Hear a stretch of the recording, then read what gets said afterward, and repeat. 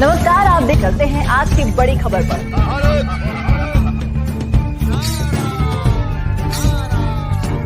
देश का तेजी से बढ़ता news network Narad news Ratlam Kalukheda. ग्राम लसुडिया नाथी से एक सप्ताह पहले अपहृत की गई 10 माह की बालिका तन्नू का शव गांव में स्थित एक कुएं से मिला है। उसका अपहरण उसके ही पड़ोसी दशरथ कटारिया जाति भील समुदाय नामक आरोपित ने किया था। अपहरण करने के बाद वह बालिका को घर से करीब आधा किलोमीटर दूर स्थित एक कुएं के हत्या कर शव कुएं में फेंक दिया था। पुलिस ने उसे राजस्थान के प्रतापगढ़ जिले के ग्राम हथुनिया थाना क्षेत्र के ग्राम वरोठा से हिरासत में लिया है। उसकी निशानदेही पर शव कुएं से निकाला गया।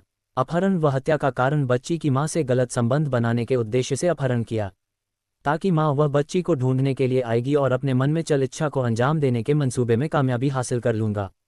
जब तनु को बिस्तर नहीं होने की दशा में परिवारजन बच्ची की तलाश में आरोपी घर पास पहुंचे तो बच्ची रोने लगी, तो उस समय अपराधी ने मासूम तनु का मुंह बंद कर दबा दिया। ज्यादा समय दबा रखने की दशा में दम घुटने से बच्ची की मौत हो गई।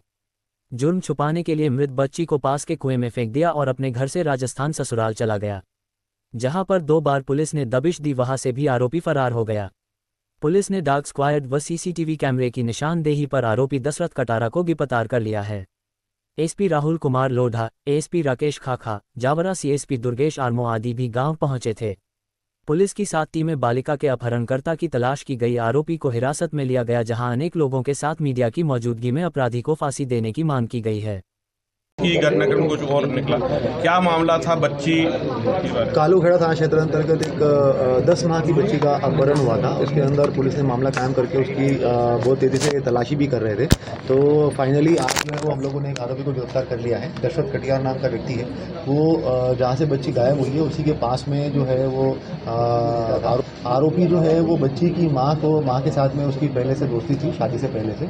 और अब क्योंकि उसकी बीवी जो है वो रक्षाबंधन के लिए मायके चली गई थी, उसके बाद में इसकी बुरी नज़र जो है वो उसकी बच्ची की माँ पे गिरी और उसके बाद फिर उसने ये सोचा कि मैं बच्चे को उठा लेता हूँ, जब माँ ढूंढते हुए आएगी तो वो अपना जो है गलत काम उसको अंजाम देगा।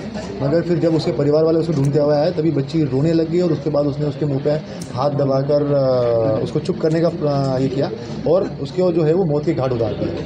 फिर अपना जुर्म छुपाने के लिए उस बच्ची को जो है वो एक कुएं में, वहाँ पे पास में कुएं में फेंक दिया गया था।